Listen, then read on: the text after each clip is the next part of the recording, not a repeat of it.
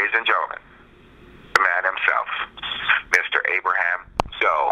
Hello, sir. Welcome to the show. Hello, Mr. Jackson. Thank you for having me on. Oh, thank you, sir. It's an honor to have you on. I am so impressed with your background. Thank you. I am so impressed. Thank you. The first question I like to ask you, and the reason I ask these questions is because we have upcoming filmmakers, and they listen to the show, and I try to give them information to be better filmmakers in the business, and I think you're probably 30 years on Wall Street? I think you're a genius. Let's just go there. What did you do on Wall Street?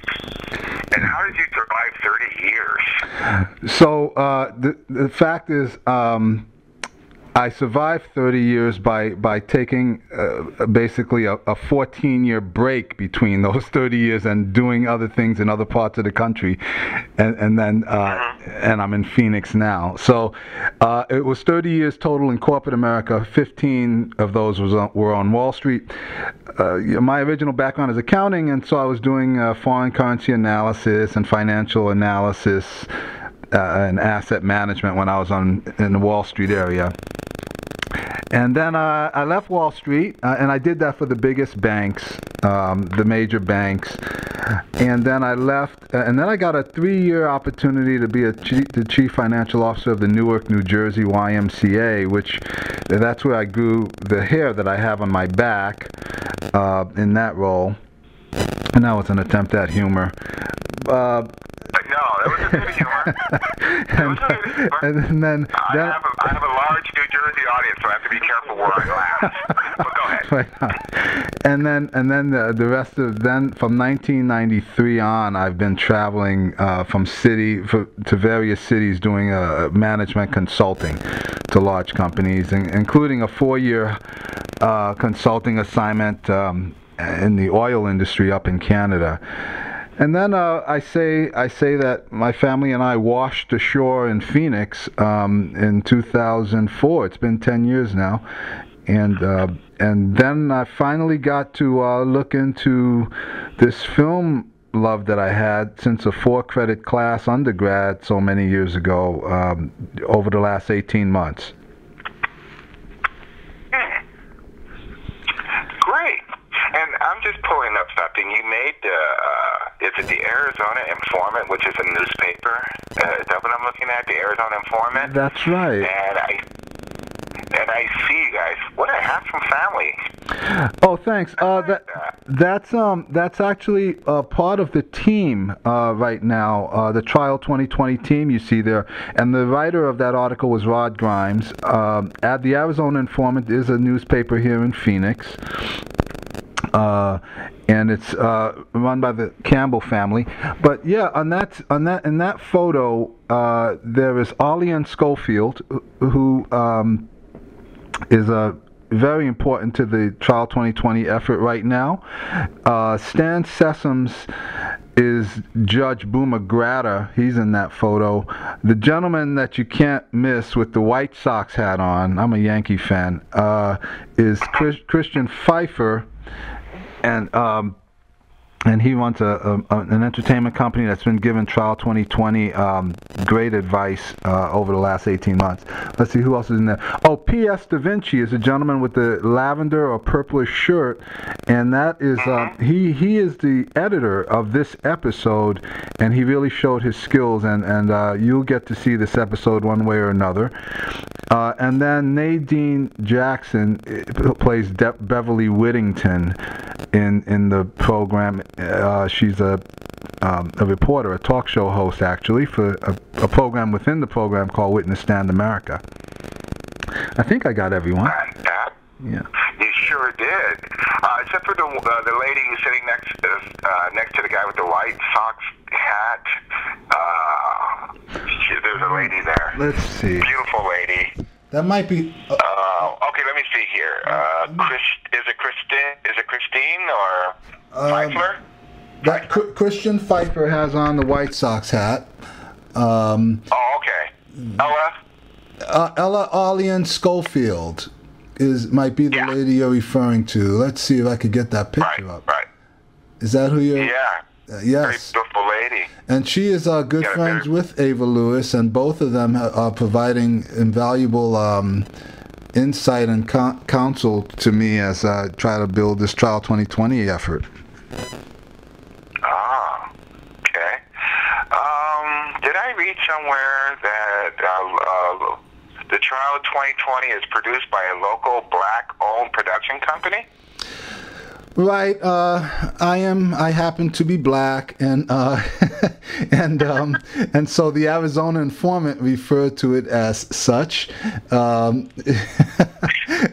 yeah, that would be the racist people in Arizona. Get out of there! Black in Arizona is a movie. It's not a happy ending. All right. That would be the team that's a company that's producing Trial 2020. And as Ava pointed out, I am the writer, but I am as quickly as possible looking for the right director or directors, the right producer or producers, and the right cast and all the right supporting team to help deliver this, because it is an interesting business, as you pointed out. You know, I hate to brag, but since you brought it up, I'm a shy guy. Back in the day, I did direct movies. Oh. In fact, my first movie went greenlight. There was back in the day with Orion Pictures and everything. I don't brag. Ava usually brags for me, right, Ava? Wow. That's I know Orion. I know who that is. I used to watch their films at New York City. Wow, and of course today, I believe they're still. Yeah. Well, they went out of business, and I guess as soon as they bought my film, who knew where they went? But that's another story. But you're right. You got a great cast, and Ava, again, she is a great actress, because I know she did some work. I saw a little bit of her work with the Magical. Her comic timing, of course, you would not know it today. It's really good. So she has good timing. She has good stage presence, good camera presence. She is a good actress. And so how difficult was it to not kill her on the set?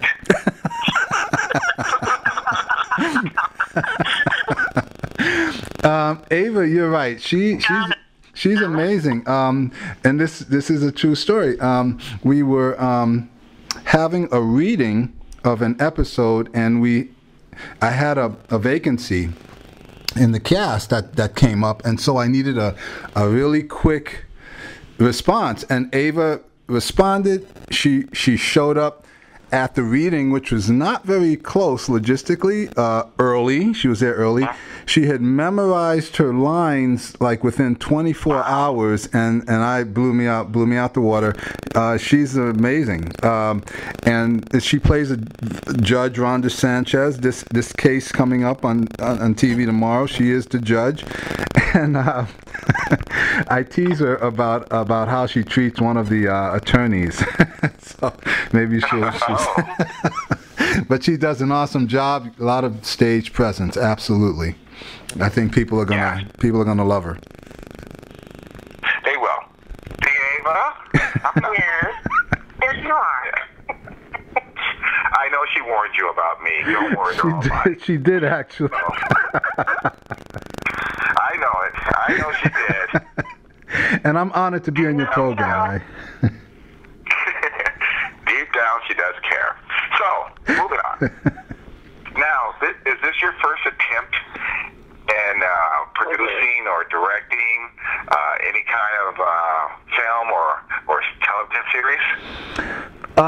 Yes. What happened, Brian, was I wrote a feature-length, had this inspiration to write, and wrote this feature-length screenplay, a theological, political one, and I went to sell it. I wrote it and finished it March 2013, and went to sell it, and was told there would be interest in it. But then I got some advice that, hey, why don't you try to see if you can get into the independent production process and see if you can handle that.